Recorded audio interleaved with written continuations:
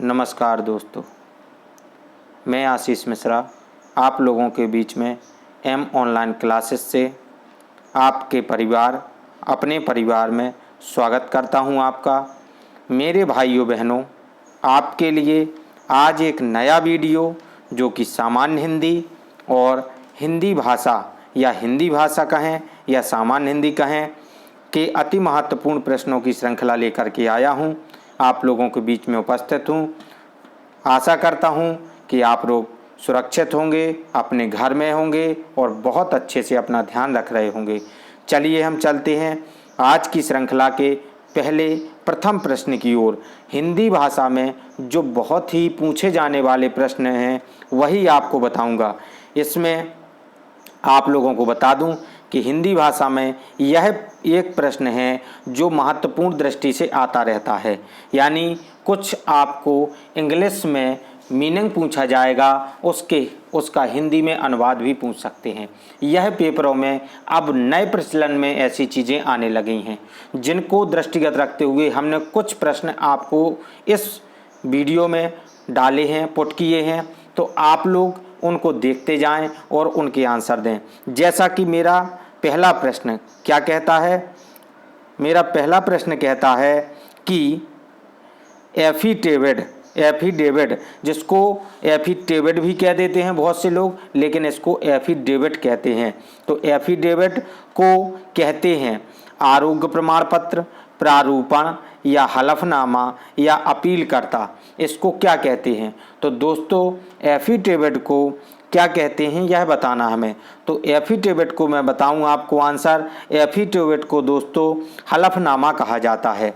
हलफनामा या शपथ पत्र, आप लोग शपथ पत्र भी जानते होंगे, जो कि प्रत्येक जगह पर यदि आप किसी इंस्टीट्यूट में एडमिशन लेते हैं या आपके एडमिशन लेने के दौरान आपका गैप हो जाता है या कोई भी ऐसी जानकारी, तो उसमें आपको शपथ पत्र एफिडेविट मांगा जाता है आपसे संस्था द्वारा या किसी व्यक्ति द्वारा, तो उसकी आवश्यकता पड़ती है। यह हलफनामा रूप है, शपथ पत्र है, या किसी की व्यवसाय में जब लोग मिलकर के व्यवसाय करते हैं तो आपस में एक दूसरे को शपथ देते हैं, तो किसी भी प्रक्रिया के लिए यह लागू हो सकता है। तो एफिडेविट का मैं बता चुका हूं कि सही अर्थ यदि कहा जाए तो हलफनामा कहलाता है। देखिए, हलफनामा हमारा आंसर सही है। अब चलते हैं हम अपने अगले प्रश्न की ओर। अगला प्रश्न हमारा क्या कहता है, जिसको लिखा है कैजुअल लीव। कैजुअल लीव को क्या कहते हैं? प्रतिपूरक अवकाश कहते हैं, या ग्रीष्म अवकाश कहते हैं, या अर्ध अवकाश कहते हैं, या आकस्मिक अवकाश कहते हैं। तो आप लोगों को बता दूं दोस्तों, कैजुअल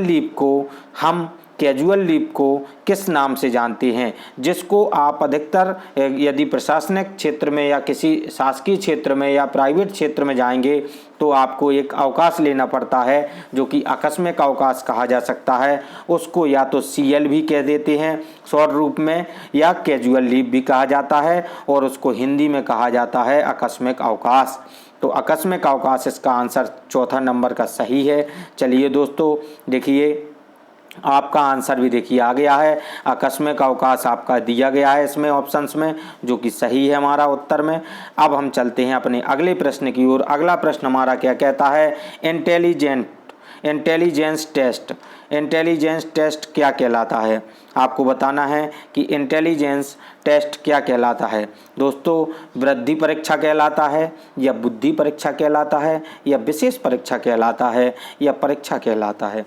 तो आपको बताना है। देखिए भाइयों बहनों, ऐसे प्रश्न, बहुत से प्रश्न, यह हिंदी भाषा का मैंने पेपर एक देखा था 2015-16 के समथिंग, बुंदेलखंड विश्वविद्यालय हिंदी भाषा का पेपर कराता है। उसमें हिंदी भाषा में कुछ ऐसे बहुत से शब्द डाले गए थे, और अन्य प्रतियोगी परीक्षाओं में भी मैंने बहुत से देखे हैं कि जिनमें शब्द पूछ लेते हैं, चाहे टेट हो या टेट में भी 1-2 बार पूछे गए हैं ऐसे हिंदी में।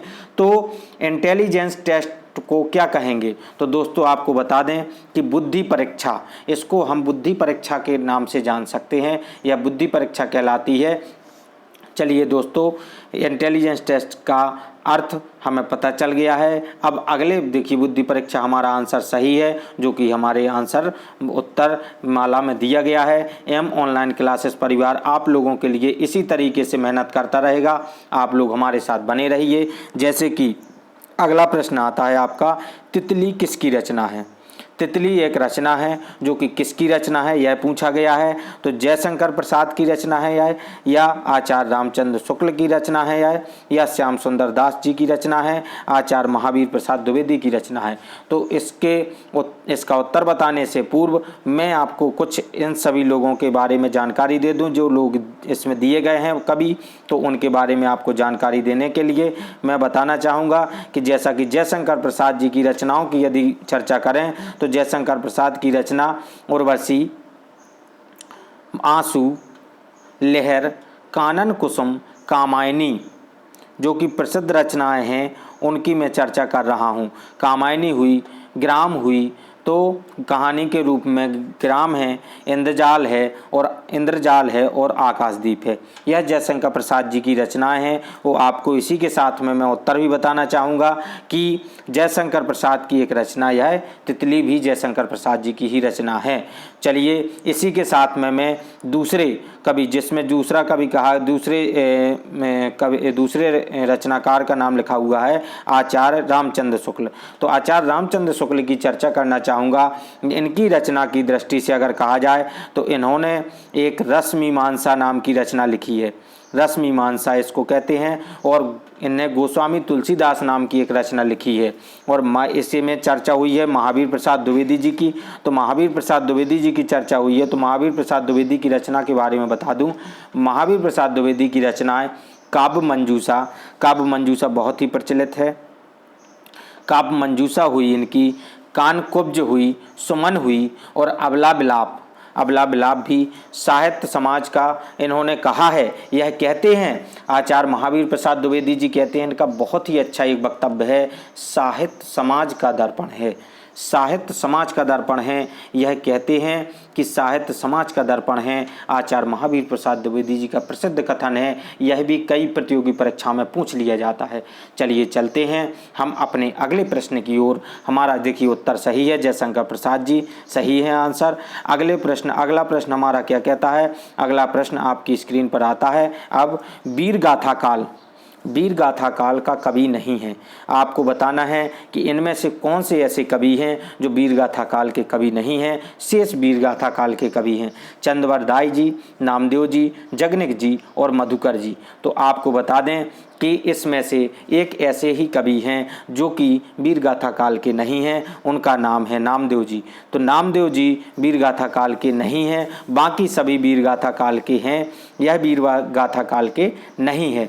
चलिए दोस्तों, अब हम आपको इनके बारे में कुछ और जानकारियां दे दें इसी प्रश्न से जुड़ी हुई। जैसे चंद्रवर दाई जी की चर्चा हुई है इसमें, तो आपको बता दें कि चंद्रवर दाई जी ने जो एक हमारे प्रश्न में भी दिया गया है, यह आगे प्रश्न भी शायद मिल सकता है। चंद्रवर दाई जी की जो प्रसिद्ध रचना है उसको कहा जाता है, उनकी प्रसिद्ध रचना आप लोग सर्वविदित होंगे मेरे हिसाब से, पृथ्वीराज रासो इनकी रचना है। वीर गाथा काल के कवि हैं, यह वीर गाथा काल के कवि हैं और पृथ्वीराज रासो इनकी रचना है। यह सबसे बड़ा काव्य ग्रंथ है कहा जाए तो। इसमें आपको बता दें 10,000 से अधिक छंद हैं। यह जो चंद्रवर दाई जी हैं, यह पृथ्वीराज चौहान के मित्र भी थे और उनके राजकवि भी थे। इसी के साथ में जो एक कवि की चर्चा हुई है इस प्रश्न में, और इस प्रश्न में दिया गया उनके बारे में जगनिक जी। तो जगनिक जी जो हैं वह महुआ उत्तर प्रदेश के आला उदल जो थे महुआ उत्तर प्रदेश के, उनके बारे में जगनिक जी ने एक रचना की। उस रचना का नाम है आल्हा खंड। उसको आल्हा खंड भी कहते हैं और आल्ह खंड भी लिखा मिल सकता है, आपको कहीं पर भी कुछ भी लिखा मिल सकता है। तो दोनों दृष्टियों से माने तो यह सही है, आल्ह खंड मिल जाए या आला खंड मिल जाए आपको सही। तो यह लोकों में यानी कि लोगों में प्रसिद्ध, बहुत ही आल्हा के नाम से प्रसिद्ध है। आल्हा के नाम से आल्हा कहते हैं इसको। यह प्रसिद्धि बहुत ही दूर दूर तक भारत में कई जगह पर यह गाई जाती है। चलिए दोस्तों हम चलते हैं देखिए हमारा नामदेव जी आंसर सही है। अपने अगले प्रश्न की ओर, अगला प्रश्न हमारा क्या कहता है, कबीरदास जी, कबीरदास जी के ऊपर चर्चा की जा रही है कि कबीरदास जी जो हैं, कबीरदास जी की भाषा थी, क्या भाषा थी कबीरदास जी की। कबीरदास जी अपनी रचनाओं में किस भाषा का उपयोग करते थे। को कबीरदास जी ब्रज भाषा का उपयोग करते थे, या फिर कन्नौजी भाषा का प्रयोग करते थे, या सधुक्कड़ी भाषा थी इनकी, या खड़ी बोली थी। तो दोस्तों कबीरदास जी की जो भाषा थी, कबीरदास जी की भाषा जो थी वह आपको बता दें वह सधुक्कड़ी भाषा थी। सधुक्कड़ी में जो होता है, सधुक्कड़ी का दूसरा यदि नाम भी लिखा मिल सकता है, आपको यहाँ पर सधुक्कड़ी लिखा मिला है, दूसरी जगह पर आपको पंचमेल खिचड़ी भी लिखा मिल सकता है, पंचमेल खिचड़ी।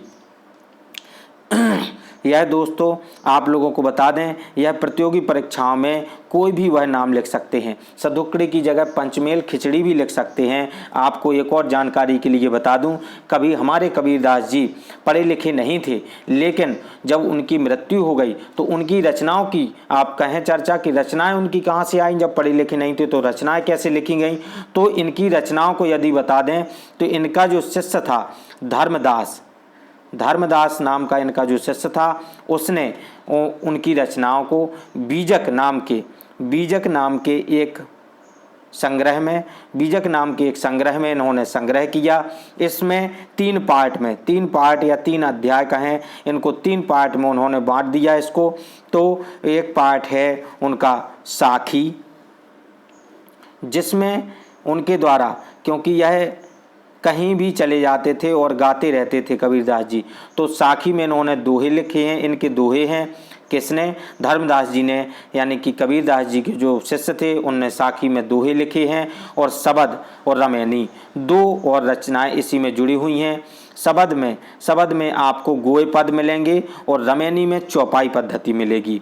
तो इसी तरीके से इन्होंने इसमें लिखा है। और जो कबीरदास जी थे वह भक्ति काल की ज्ञानाश्रयी शाखा, भक्ति काल की जो होती है ज्ञानाश्रयी शाखा के निराकार स्वरूप के कवि थे। यह ज्ञानाश्रयी शाखा के कवि आ जाता है कि भक्ति काल के, किस काल के यह कवि थे, तो भक्ति काल के थे और ज्ञानाश्रयी शाखा के कवि थे। चलिए दोस्तों हम अपने अगले प्रश्न की ओर चलते हैं। देखिए सधुक्कड़ी हमारा आंसर सही है, जो कि आप लोगों को मैं पूर्व में बता चुका हूं।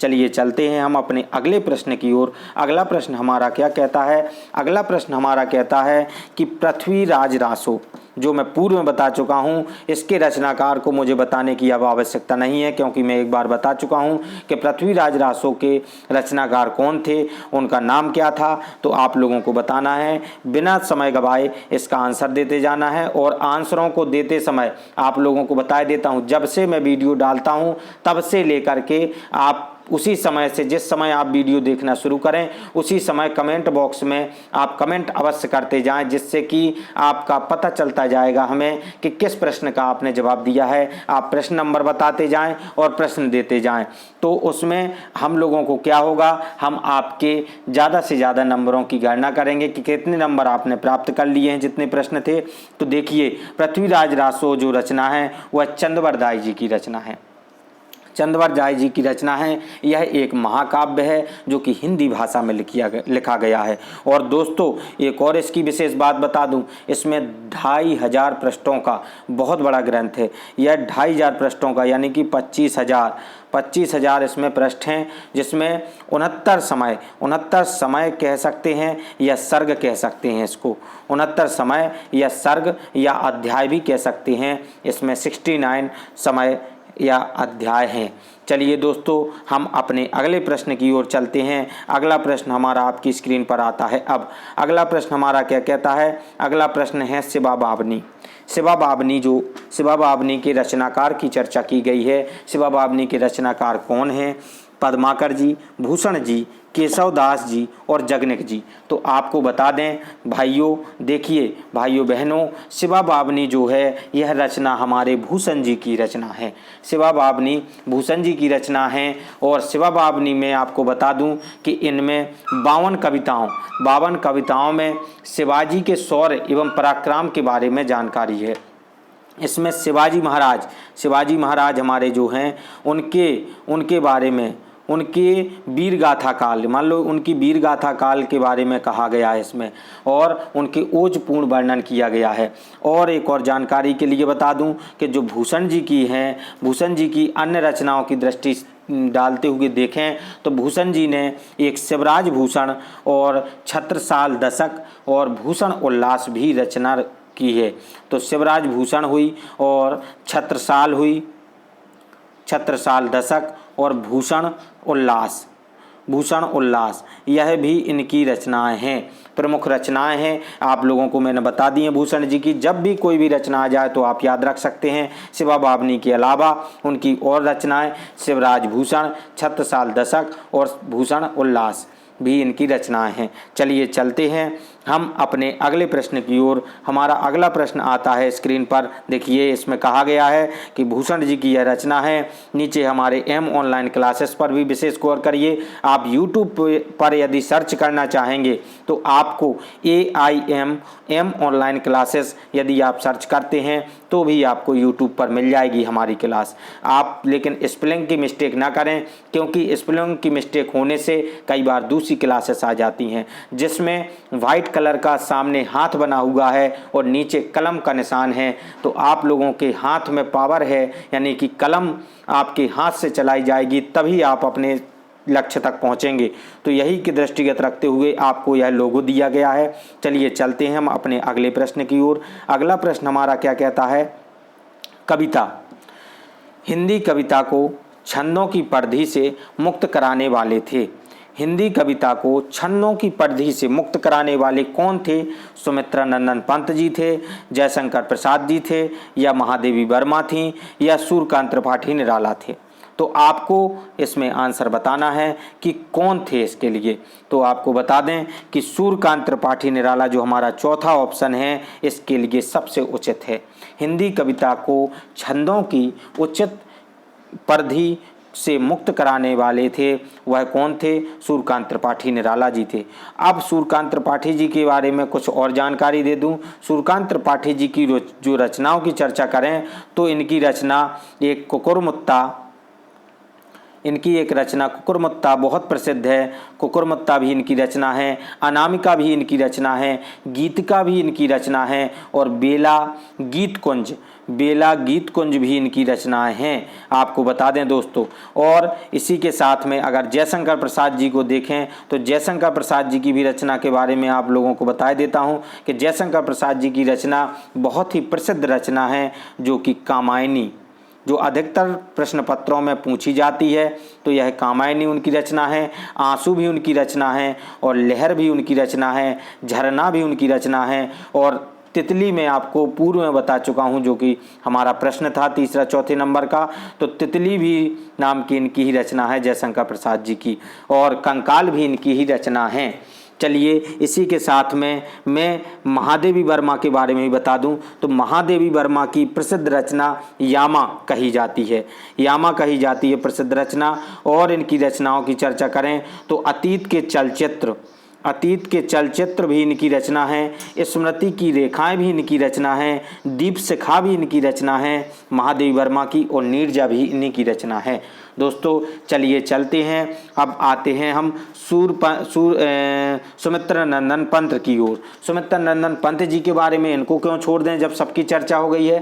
तो सुमित्रा नंदन पंत जो हैं उनकी रचनाओं की यदि चर्चा करें तो आप लोगों को बता दें उनकी प्रसिद्ध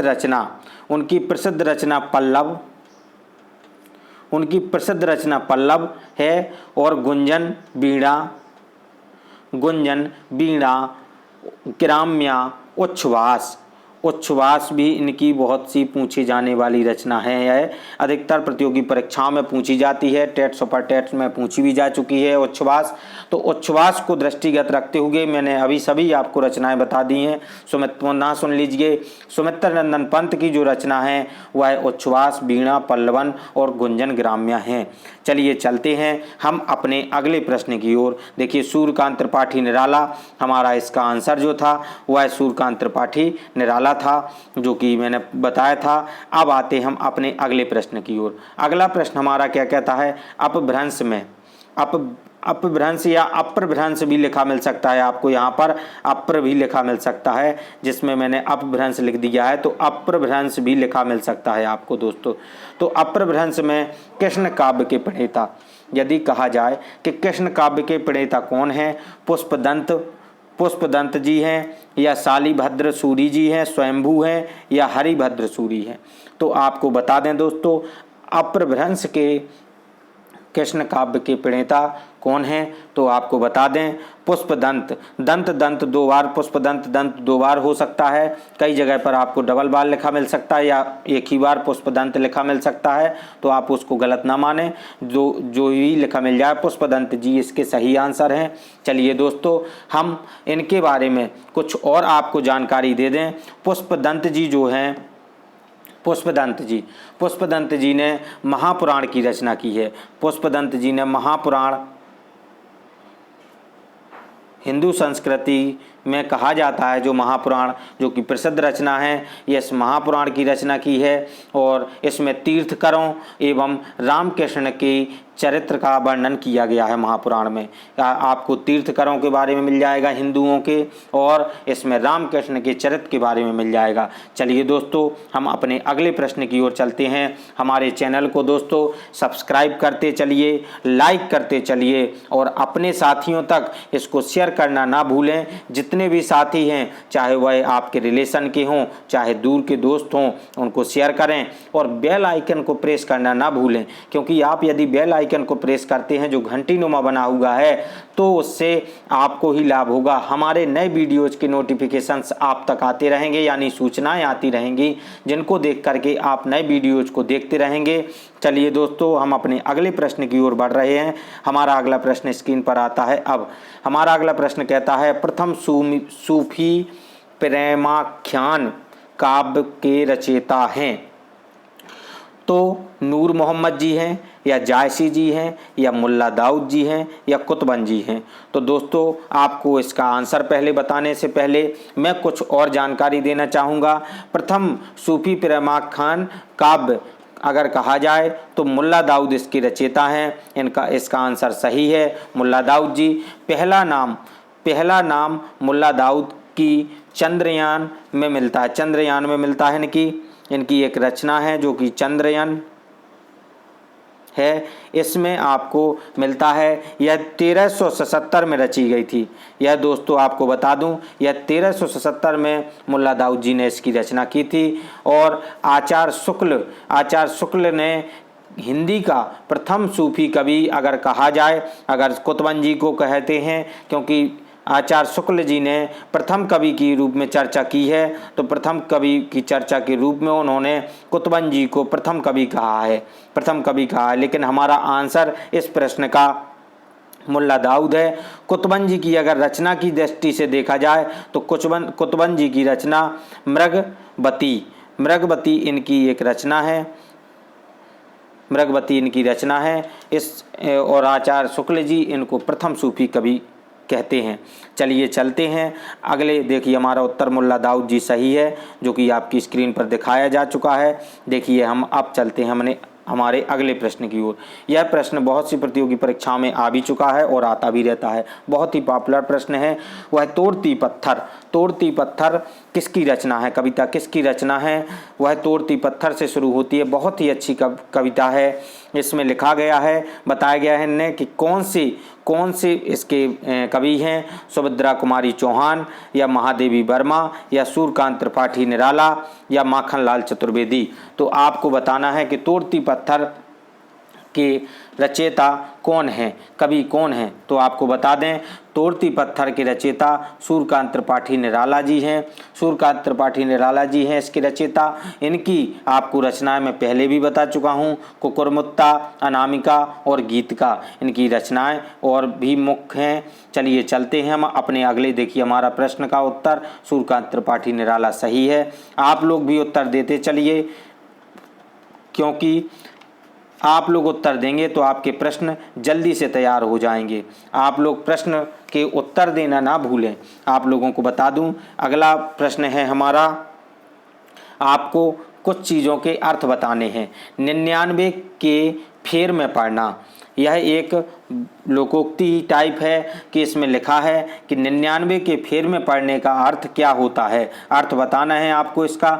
धन कमाने में लगा रहना, या मूर्खता के कार्य कर बैठना, किसी चक्कर में पड़ जाना, या परिवार की झंझटों में फंसे रहना। इसका उत्तर, सही उत्तर क्या है तो आपको बता दें दोस्तों, 99 के फेर में पड़ने का अर्थ होता है धन कमाने में लगा रहना। इसका सही अर्थ अगर कहा जाए तो धन कमाने में लगा रहना ही है इसका उत्तर। चलिए दोस्तों, हम अपने अगले प्रश्न देखिए, धन कमाने में दिया गया हमारे में धन कमाने में लगा रहना, इसका उत्तर सही है। अगला प्रश्न हमारा क्या कहता है? अगला प्रश्न हमारा कहता है कि हथेली पर, अगला प्रश्न हमारा आपकी स्क्रीन पर आता है अब, हथेली पर सरसों नहीं जमती का अर्थ है। हथेली पर दोस्तों सरसों नहीं जमती का अर्थ बताना है। सरसों के लिए ज़मीन चाहिए होती है, हथेली नहीं। क्या ऐसा हो सकता है इसका आंसर? ये ऑप्शन मान लो बी दिया गया है। काम के लिए समय चाहिए, जब चाहो तब काम नहीं हो सकता है, यह हो सकता है इसका आंसर। या अगला, सफलता समय पर आती है। अगला, हर काम में मनमानी नहीं चल सकती है। आप लोगों को बताना है कि इसका आंसर सही कौन सा है। तो आपको बता दूं, काम के लिए हथेली पर सरसों नहीं जमती का अर्थ है कि काम के लिए समय चाहिए, काम के लिए समय चाहिए, जब चाहो तब काम नहीं हो सकता है।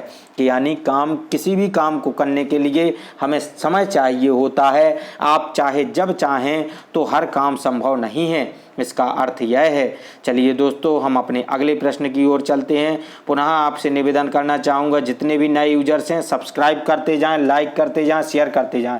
यह यूपी पुलिस से लेकर के लेखपाल, यूपी टेट और आपको बुंदेलखंड विश्वविद्यालय द्वारा कराई जाने वाला हिंदी भाषा के पेपर में भी आपको ऐसे प्रश्न देखने को मिलेंगे। हमारा अगला प्रश्न है औंधी खोपड़ी। औंधी खोपड़ी का अर्थ क्या है आपको बताना है। कुछ निर्णय ना कर पाना, मूर्ख होना, या कि कर्तव्य विमूढ़ होना, या इनमें से कोई नहीं। तो आपको बताना है कि इसका अर्थ कौन सा है। औंधी खोपड़ी का अर्थ होता है मूर्ख होना। इसका अर्थ सही, इसका आंसर सही है, मूर्ख होना। चलिए दोस्तों, हम अपने अगले प्रश्न की ओर चलते हैं। देखिए, मूर्ख होना सही है हमारा आंसर। अगला प्रश्न क्या कहता है? अगला प्रश्न हमारा आता है स्क्रीन पर। अब हमारा अगला प्रश्न अलंकार से है। आपको हिंदी भाषा के सभी प्रकार के प्रश्न दिए जाएंगे, इसमें कोई भी प्रश्न वंचित नहीं रहेगा। और ऐसी ही श्रृंखलाओं को आप देखते जाइए। यह 1000 की श्रृंखला बना करके दे रहा हूं आप लोगों को दोस्तों। 1000 की श्रृंखला प्रारंभ चल रही है आपको विगत दिनों से। आप लोगों के लिए यह बिल्कुल हमारी टीम लगी हुई है, पूरे दिन यही वर्क होता है, जिससे कि आप लोगों को ज़्यादा से ज़्यादा अच्छे महत्वपूर्ण प्रश्न हम सिखा पाएँ और बता पाएँ। जैसे लाइन है, फूले कांस सकल मही छाई, जनु वर्षा ऋतु प्रकट बुढ़ाई, में कौन सा अलंकार है आपको बताना है दोस्तों। तो उत्प्रेक्षा अलंकार है, या उपमा अलंकार है, या रूपक अलंकार है, या श्लेष अलंकार है। तो आप लोगों को इसका सही उत्तर बताना है कि इसमें कौन सा अलंकार है। तो आप लोगों को उत्तर बता देता हूँ, इसमें उत्प्रेक्षा अलंकार है। इसमें फूले कांस सकल मही छाई, जनु वर्षा कर ऋतु बढ़ाई में उत्प्रेक्षा अलंकार है। चलिए दोस्तों, हम अपने अगले प्रश्न की ओर चलते हैं। अगला प्रश्न हमारा स्क्रीन पर आता है। अब हमारा अगला प्रश्न क्या कहता है? रसोई घर में कौन सा समास है? रसोई घर में आपको समास बताना है कि तत्पुरुष समास है, या बहुब्रीहि समास है, या द्वंद्व समास है, या अव्ययी भाव समास है। तो दोस्तों आप लोगों को बता दें, रसोई घर में जो होता है वह तत्पुरुष समास होता है। आपको बता दें, रसोई घर में तत्पुरुष समास है। चलिए दोस्तों, हम अपने अगले प्रश्न की ओर चलते हैं। अगला प्रश्न हमारा आपकी स्क्रीन पर आता है। अब अगला प्रश्न हमारा, यह बहुत ही महत्वपूर्ण प्रश्न है। यह प्रश्न बहुत ही परीक्षाओं में आता रहता है। कारक चिन्ह का, कारक चिन्ह, किसी न किसी कारक चिन्ह को अवश्य परीक्षा में पूछा जाता है। किसी न किसी कारक चिन्ह को आप प्रत्येक परीक्षा में आप पाएंगे कि कारक चिन्ह के बिना कोई भी प्रश्न पत्र हल हो ही नहीं सकता है। इसलिए इसको मैं विशेषतः पढ़ाना चाहता हूँ, समझाना चाहता हूँ। जैसे इसमें लिखा है, चारपाई पर चादर बिछा दीजिए। चारपाई पर चादर बिछा दीजिए। वाक्य में से पर पर जो है वह कौन सा कारक है आपको बताना है। अपादान कारक है, अधिकरण कारक है, संप्रदान कारक है या संबंध कारक है। तो दोस्तों आपको बताना है कि चारपाई पर कौन सा कारक है। तो चलिए दोस्तों आपको बताना चाहूँगा चारपाई पर अधिकरण कारक है। चारपाई पर दोस्तों आप लोगों को बता दूं अधिकरण कारक है। कहा जाता है कि अगर कहें कि कहा जाता है पढ़ने के लिए अगर हमें याद करना होता है तो आपको बता दें कि इन कारक चिन्हों को याद करने का एक ही तरीका है जो कि आप लोग बहुत पूर्व में याद कर चुके होंगे। कई लोगों को याद भी हो सकता है और कई लोग याद कर भी सकते हैं। आपको बोल करके मैं आराम से बताऊँगा, इसको बार बार सुन करके आप लिखते जाइए। कर्ता प्रथमा ने कर्म द्वितीया को करण तृतीया से या के द्वारा संप्रदान चतुर्थी के लिए या को अपादान पंचमी से अलग होने के अर्थ में संबंध षष्ठी का के की रा रे री ना ने नी अधिकरण सप्तमी में या पर संबोधन हे भो रे अरे आदि आते हैं। यह जो लाइनें हैं आपको बता चुका हूँ। जैसे कि मैंने बोला है अधिकरण सप्तमी विभक्ति में आता है और इसमें में या पर भी चर्चा हो सकती है। तो में या पर जो होंगे दोनों अधिकरण के अंतर्गत आते हैं, इसलिए यह कारक आपके जो बताया है मैंने इसी तरीके से इनको याद कर सकते हैं आप। चलिए हम अपने अगले प्रश्न की ओर चलते हैं। हमारा अगला प्रश्न आता है आपकी स्क्रीन पर। अब इंद्र का पर्यायवाची बताइए। चलिए पर्यायवाची से ले लिया गया है प्रश्न, है पर्यायवाची से इसको भी बता देते हैं। इंद्र का पर्यायवाची शब्द क्या है? बाजीगर, राजराज, माधवा या विनायक। तो आपको बच्चों बताना है कि इंद्र का जो पर्यायवाची होता है इनमें से कौन सा सही है। तो इंद्र का पर्यायवाची मैं बता देता हूँ, माधवा सही है। आप बता चुके होंगे, यह आशा करता हूँ। इसका जो प्रश्न का उत्तर सही है वह माधवा इंद्र का पर्यायवाची है। चलिए दोस्तों अब हम अपने अगले प्रश्न की ओर चल रहे हैं। माधवा देखिए, सब्सक्राइब करते चलिए, लाइक करते चलिए और शेयर करते चलिए। अगला प्रश्न हमारा आपकी स्क्रीन पर है स्मरण का विलोम। स्मरण का विलोम शब्द बताना है। भूलना होता है स्मरण का विलोम, या स्मरण होता है, या विस्मरण होता है, या सुस्मरण होता है। तो आप लोगों को बताना है दोस्तों स्मरण का विलोम क्या होता है। तो स्मरण का विलोम दोस्तों विस्मरण होता है। स्मरण का जो विलोम है वह विस्मरण है दोस्तों, स्मरण का विलोम जो विस्मरण है। चलिए दोस्तों अब आते हैं हम अपने अगले प्रश्न की ओर। अगला प्रश्न हमारा आपकी स्क्रीन पर आता है। अब अगला प्रश्न क्या कहता है? जिस पर मुकदमा चल रहा हो उसे क्या कहते हैं? जिस पर अर्थात जो व्यक्ति जिस पर मुकदमा चल रहा है उस व्यक्ति को आप क्या कहेंगे? उसको चोर कहेंगे क्या, या अपराधी कहेंगे, या अभियुक्त कहेंगे, या प्रतिवादी कहेंगे? यह प्रशासनिक भाषा की दृष्टि से देखा जाने वाला प्रश्न है। यह कई प्रतियोगी परीक्षाओं में पूछा जाता है। मान लो एक शब्द में आंसर देना है आपको, लेकिन सही देना है कि जिस व्यक्ति पर मुकदमा चल रहा हो उसे क्या कहेंगे? उसको क्या आप चोर कह देंगे, क्या अपराधी कह देंगे, या अभियुक्त कहेंगे, या प्रतिवादी कहेंगे? तो आपको दोस्तों बता दूं जिस पर मुकदमा चल रहा होता है उसको अभियुक्त कहा जाता है।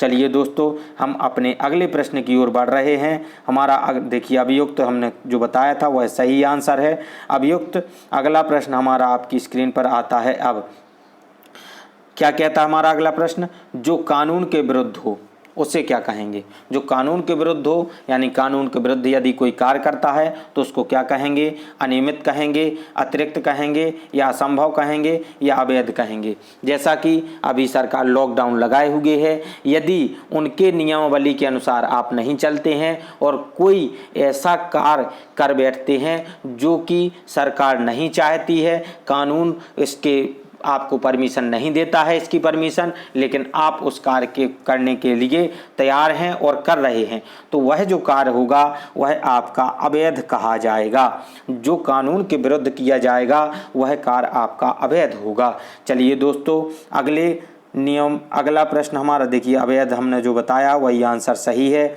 आपके। अगला प्रश्न हमारा आपकी स्क्रीन पर आता है।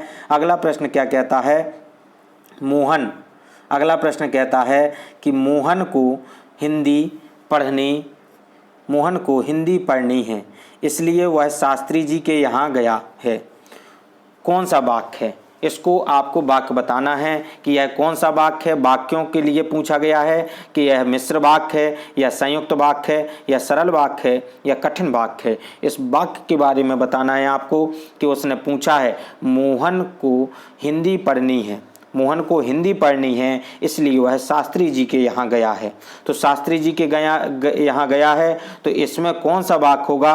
तो दोस्तों आपको बता दूं, यह जो उत्तर सही होगा संयुक्त वाक्य इसमें सही है, इसमें संयुक्त वाक्य ही सही होगा, इसके लिए सुटेबल होगा। चलिए दोस्तों, अब हम अपने अगले प्रश्न की ओर चलते हैं। हमारा अगला प्रश्न आपकी स्क्रीन पर आता है। अब अगला प्रश्न हमारा क्या कहता है, मैया मैं तो, अगला प्रश्न क्या कह रहा है कि मैया मैं तो चंद्र खिलौना ले हूँ, मैया मैं तो चंद्र खिलौना ले हूँ में अलंकार कौन सा है? आपको अलंकार बताना है। इसमें उत्प्रेक्षा अलंकार है या अन्योक्ति अलंकार है या अनुप्रास अलंकार है या रूपक अलंकार है? तो इसमें आपको उत्तर बताना है, रूपक अलंकार है। इसका सही आंसर जो है वह रूपक अलंकार सही आंसर होगा। दोस्तों मैं एक आपको बता दूं जानकारी के लिए, मैं आपको प्रश्नों की श्रृंखला इसलिए लेकर आया हूं क्योंकि आप अलंकारों को बचपन से पढ़ते आ रहे हैं, रसों को बचपन से पढ़ते आ रहे हैं, संधि समास को बचपन से पढ़ते आ रहे हैं। इसके लिए पर्टिकुलर क्लास अभी देने की संभावना नहीं है। इसकी क्लास भी संभव हो सकेगा तो हम देंगे, नहीं तो आप लोग इनके प्रश्नों को समझ करके और अपने पास जो भी बुकें हैं 10वीं 12वीं की, उन बुकों में आप अलंकार रस समास की जो भी परिभाषाएँ दी गई हैं उनको पढ़ लें। उसके बाद आप हल करना शुरू करेंगे तो आपको सभी प्रश्न हल होते जाएंगे। चलिए दोस्तों, और पर्टिकुलर कक्षाएं भी मैं चलाऊंगा, आपके लिए थोड़ा समय लगेगा उसके लिए। चलिए आपको दोस्तों रूपक में बता चुका हूँ, इसका उत्तर सही है। अगला जो प्रश्न आता है आपकी स्क्रीन पर, अब जो मैं बता भी चुका हूँ पूर्व में, कामायनी किसकी रचना है? यह रचना भूल लेनी चाहिए, मैं पूर्व में बता चुका हूँ। कामायनी किसकी? जायसी जी की, सूर्यकांत त्रिपाठी निराला जी की, जयशंकर प्रसाद जी की या महादेवी वर्मा की? तो आप लोगों को बता दूँ, कामायनी जो रचना है वह जयशंकर प्रसाद जी की रचना है, और जयशंकर प्रसाद जी की रचना है कामायनी, मैं पूर्व में बता चुका हूँ आप लोगों को दोस्तों। चलिए अब चलते हैं हम अपने अगले प्रश्न की ओर। देखिए उत्तर में हमारा जयशंकर प्रसाद जी सही है। अब अगला प्रश्न आता है, आषाढ़ का एक दिन, आषाढ़ का एक दिन नाटक के लेखक कौन है? आषाढ़ के एक दिन की रचयिता कौन है? उसका सही आंसर आपको बताना है। यह जो इसका आंसर होगा आपको बताना है कि लक्ष्मी नारायण लाल जी हैं या मोहन राकेश हैं, भीष्म साहनी जी हैं या सेठ गोविंद दास जी हैं। यह थोड़ा ऑब्जेक्टिव दो बार हो गया है मोहन राकेश जी का। चलिए दोस्तों, आषाढ़ का एक दिन के नाटक के लेखक जो हैं वह जो दो बार हुआ है वही सही है, मोहन राकेश। यानी कि यह आपका मोहन राकेश, दोनों ऑप्शन चाहे आपका पहला हो या पांचवा हो, दूसरा हो या पांचवा हो, दोनों सही हैं। आपको बता दें कि इनकी कुछ और रचनाएं, मोहन राकेश जी की आषाढ़ का एक दिन के अलावा इनकी रचना आधे अधूरे, लहरों के राजहंस, ना आने वाला कल, ना आने वाला कल, यह भी इनकी रचना ही है। इनकी रचनाएं बहुत ही अच्छी हैं और यह बहुत ही नए रचयिता हैं। चलिए दोस्तों, हम अपने अगले प्रश्न की ओर चलते हैं। हमारा अगला प्रश्न स्क्रीन पर आता है। अब हमारा अगला प्रश्न देखिए, इसके पहले पूर्व में आप लोगों को कहना चाहूँगा कि हमारे चैनल को आप सब्सक्राइब करना ना भूलें। बार बार मैं कह रहा हूँ, लाल रंग में बने हुए यूट्यूब चैनल में हमारे एम ऑनलाइन क्लासेस के बगल में सब्सक्राइब लिखा हुआ है। उस लाल रंग को जब आप टच कर लेंगे तो हल्के भूरे रंग का हो जाएगा वह, तब आपका सब्सक्राइब कहलाएगा। तब आप हमसे जुड़ जाएंगे और कंटिन्यू जुड़ जाएंगे, लगातार आपको प्रश्न हमारे आते रहेंगे, लगातार हमसे जुड़े रहेंगे। चलिए दोस्तों, हमारा अगला प्रश्न आपकी स्क्रीन पर आता है। अब अगला प्रश्न क्या है? राष्ट्रीय नाट्य विद्यालय, राष्ट्रीय नाट्य विद्यालय जो है वह कहाँ पर स्थित है? पुणे में स्थित है, वाराणसी में, नई दिल्ली में या पटना में? आपको बताना है कि राष्ट्रीय नाट्य विद्यालय जो है वह कहाँ पर स्थित है। यह प्रश्न प्रतियोगी परीक्षा में कई बार पूछा गया है और कई बार पूछा जाता है, तो यह बहुत ही महत्वपूर्ण है। राष्ट्रीय नाट्य विद्यालय जो है हमारा वह नई दिल्ली में स्थित है। नई दिल्ली में दोस्तों स्थित है, यह नाट्य विद्यालय जो है वह नई दिल्ली में स्थित है। चलिए दोस्तों हम अपने अगले प्रश्न की ओर बढ़ते हैं। देखिए नई दिल्ली हमारा आंसर सही है। अगला प्रश्न हमारा आपकी स्क्रीन पर आता है। अब अगला प्रश्न क्या कहता है? रंगभूमि उपन्यास। रंगभूमि उपन्यास के लेखक कौन हैं? अमरकांत जी हैं, प्रेमचंद जी हैं, रंगे राघव जी हैं या राजेंद्र यादव जी हैं? तो आपको बताना है दोस्तों रंगभूमि उपन्यास के लेखक कौन हैं। तो आपको बता दूं रंगभूमि उपन्यास के लेखक बहुत ही प्रसिद्ध लेखक हुए हैं जो मुंशी प्रेमचंद जी कहे जाते हैं, वही इसके रचयिता हैं मुंशी प्रेमचंद जी, जिनको कहते हैं हम मुंशी प्रेमचंद, मुंशी के नाम से प्रसिद्ध हैं। तो मुंशी प्रेमचंद जी की और अन्य रचनाओं के बारे में भी बता दूं, इनकी अन्य रचनाएं जो हैं जो कि प्रसिद्ध हैं। आपको रंगभूमि के अलावा गोदान हुई इनकी रचना बहुत ही प्रसिद्ध रचना है, कर्मभूमि है, रंगभूमि है, सेवा सदन है और निर्मला है। निर्मला भी इनकी रचना बहुत ही प्रसिद्ध रचना है, निर्मला। और मानसरोवर, पूस की एक रात, पूस की एक रात भी इनकी रचना बहुत ही प्रसिद्ध है दोस्तों, यह भी कई प्रश्न पत्रों में आ चुकी है। पूस की एक रात यह भी इनकी एक रचना है। और अगली है पंच परमेश्वर, इनकी यह रचना जो मैं क्रम से बता चुका हूँ, गोदान, कर्मभूमि, रंगभूमि, सेवा सदन, निर्मला, मानसरोवर, पूस की एक रात, पंच परमेश्वर और आपकी यह रंगभूमि, इनका आंसर सही है। चलिए दोस्तों चलते हैं। देखिए हमारा उत्तर सही है, प्रेमचंद जी आ गए हैं, प्रेमचंद जी का सही है यह आंसर। अगला प्रश्न हमारा आपकी स्क्रीन पर आता है। अब अगला प्रश्न क्या कहता है? संसद से सड़क तक। अगला प्रश्न कहता है कि संसद से सड़क तक काव्य संकलन किसका है? संसद से सड़क तक काव्य संकलन किसका है? रघुवीर सहाय जी का है, सच्चिदानंद हीरानंद बादशायन अज्ञेय जी का है या सुदामा पांडे धूमिल जी का है या श्रीकांत वर्मा जी का है?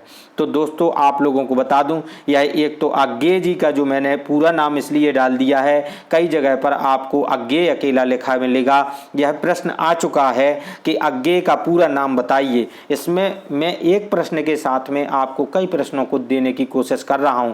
आज के वीडियो में आपको 50 मिनट भले ही हो जाएंगे, लेकिन 50 मिनट के वीडियो में आपको 80 प्रश्न मिल जाएंगे, जो कि मैं बता चुका हूं। 80 से 100 प्रश्न आराम से मिल जाएंगे, आप बना सकते हैं, क्योंकि मैंने इतने लोगों की रचनाएं बताई हैं, वह आपके लिए महत्वपूर्ण है। वीडियो को पूरा अवश्य देखें, क्योंकि यदि आप पूरा नहीं देखेंगे तो आप ज्ञान प्राप्त नहीं कर पाएंगे। आपको पूरा देखना होगा, कंटिन्यू देखना होगा, लगातार देखना होगा और बार बार देखना होगा और देखते जाइए। और आंसर्स को आप जब हम अंडरलाइन कर देते हैं उसके बाद आप स्क्रीनशॉट ले सकते हैं, जिससे कि आपके पास यह कलेक्शन आ सकता है। यदि आप नोटबुक में जब फ्री होते हैं तब नोट कर सकते हैं। और इन प्रश्नों को आप किसी भी कार्य को करते समय स्टार्ट कर दें और सुनते जाएं। आप जितने बार सुनेंगे उतने बार आपको याद होगा, क्योंकि याद करने के लिए 3 ही प्रकार से किया जा सकता है, लिख करके, बोल करके या सुन करके। तो तीनों क्रियाओं से आप याद कर सकते हैं, इसलिए सुन करके भी आप याद कर सकते हैं। संसद से सड़क तक, इसमें 2 बार हो गया है, सॉरी, संसद 2 बार हो गया है, लेकिन संसद से सड़क तक काव्य संकलन किसका है? यह रचना जो है यह सुदामा पांडे, जिनको धूमिल के नाम से जाना जाता है, उनकी यह रचना है। सुदामा पांडे जी आपको बता दें यह 1984 में, सुदामा पांडे जी जो हैं वह 1984 में, आपको बता दें कि सुदामा पांडे जी जो हैं वह 1984 में इनको साहित्य अकादमी पुरस्कार प्राप्त हो चुका है। साहित्य अकादमी पुरस्कार इनको 1984 में प्राप्त हो चुका है दोस्तों। और आपको इनकी और रचनाएं बता दूं, कल सुनना मुझे भी इनकी रचना बहुत प्रसिद्ध है। कल सुनना मुझे या सुदामा पांडे का प्रजातंत्र, यह भी इन्हीं की रचना है। मोचीराम, आपको कई जगह पर यह रचना मिलेगी। यह मोचीराम भी रचना बहुत ही प्रसिद्ध है, कई प्रश्न पत्रों में पूछी जा चुकी है। मोचीराम किसकी रचना है? तो यह भी हमारे सुदामा पांडे धूमिल जी की रचना है और धूमिल जी को सुदामा पांडे कहते हैं, यह भी मैं बता चुका हूँ। 20 साल बाद पटकथा, रोटी और संसद, यह भी इनकी रचना है। इनकी रचनाएं दिल्ली मेरा परदेश, यह भी इनकी रचना है। सीढ़ियों पर धूप में, राख और हीरे भी इनकी रचना है। चलिए दोस्तों, अब हम रघुवीर सहाय के बारे में चर्चा कर रहा था, जो रघुवीर सहाय जी की रचनाओं के बारे में बता रहा था। रघुवीर सहाय जी की रचना एक बार पुनः बता दूं, दिल्ली मेरा परदेश। रघुवीर सहाय इसमें जो दिए गए हैं, रघुवीर सहाय इनकी रचना है दिल्ली मेरा परदेश या दिल्ली मेरा परदेश इनकी रचना है। और सीढ़ियों पर धूप में और राख और हीरे भी इन्हीं की रचना है। चलिए दोस्तों, अब हम अपने अगले प्रश्न की ओर बढ़ते हैं। देखिए, सुदामा पांडे जी धूमेल जी की रचना थी वो सुदामा। अगला हमारा प्रश्न आता है आपकी स्क्रीन पर। अब अगला प्रश्न क्या कहता है हमारा? अगला प्रश्न कहता है कि प्रभु जी तुम चंदन, प्रभु दो बार हो गया है, इसमें एक ही बार होना है। प्रभु जी तुम चंदन हम पानी, जाकी अंग अंग बास समानी, किस संत कवि की पंक्तियां हैं? इसको आपको बताना है। यह कौन से संत महात्मा ने कवि कही हैं कि प्रभु जी तुम चंदन हम पानी, जाकी अंग अंग बास समानी? कबीरदास जी की, गुरु नानक जी की, या मलुकदास जी की, या रैदास जी की? तो आपको बता दें, हमारे जो एक किस्म से कहा जाए महान संत हुए हैं, जो रैदास महाराज हैं, रैदास जी की यह पंक्तियां हैं। रैदास जी की यह पंक्तियां हैं, या आपको बता दें दोस्तों, रैदास जी की यह पंक्तियां हैं। चलिए दोस्तों, हम चलते हैं अगले प्रश्न की ओर। अगला प्रश्न हमारा रैदास जी, देखिए उत्तर सही है, रैदास जी भी लिखा मिल सकता है आपको। चलिए देखिए दोस्तों, अगला प्रश्न हमारा कहता है कि पंचवटी में समास कौन सा है? पंचवटी में समास बताना है। समासों को बीच में आ गए हैं, अब हम समास बताना है। पंचवटी में कौन सा समास है? कर्मधारय है, द्वंद्व है, द्विगु है, या तत्पुरुष है? तो आप लोगों को बता दें, इसमें संख्या की चर्चा हो रही है, इसलिए इसमें समास द्विगु ही होगा। पंचवटी में द्विगु समास ही होगा, जो कि सही है। चलिए दोस्तों, हम अपने अगले प्रश्न की ओर बढ़ते हैं। अगला प्रश्न हमारा अंतिम प्रश्न है आपके लिए। अंतिम प्रश्न लेकर के मैं आ रहा हूं। अंतिम प्रश्न हमारा आपकी स्क्रीन पर आता है। अब घनश्याम में समास है। घनश्याम में आपको समास बताना है। तत्पुरुष, कर्मधारय, बहुब्रीहि, द्विगु समास। कौन सा समास है दोस्तों? इसका आंसर आप ही बताएंगे कि मैं ही बताऊं? पुनः आप बता चुके होंगे मेरे दृष्टि से। चलिए मैं बता देता हूं। घनश्याम में जो समास है वह कर्मधारय समास है। चलिए दोस्तों, अब हम अपने आपसे पुनः विदा लेना चाहेंगे। अब अगली क्लास में हम मिलेंगे आपसे। देखिए, कर्मधारय हमारा आंसर सही है। अब हम आपसे विदा लेना चाहेंगे। हम आपको अपनी जानकारी सूक्ष्म रूप में देना चाहेंगे। भैया बहनों, मेरा एक मैसेज है, इसको आप पढ़ सकते हैं, मेरे द्वारा भी सुन सकते हैं। भैया बहनों, मेरे द्वारा दिया गया यह वीडियो आप लोगों को ही समर्पित है। एम ऑनलाइन क्लासेस परिवार आपका परिवार है। आपके लिए हर संभव प्रयास किया जा रहा है, हर संभव प्रयास किया जाएगा। इस चैनल के माध्यम से आप लोगों के लिए हर प्रकार के वीडियोज़, हर प्रकार की विषय और हर प्रकार के आप लोगों को गाइडलाइन दिए जाएंगे, जो आपको प्रतियोगी परीक्षाओं से लेकर के पाठ्यक्रम तक में आपको लक्ष्य तक पहुंचाने में सहयोग करेंगे। जय हिंद दोस्तों, वंदे मातरम दोस्तों, जय हिंद दोस्तों, जय हिंद, नमस्कार।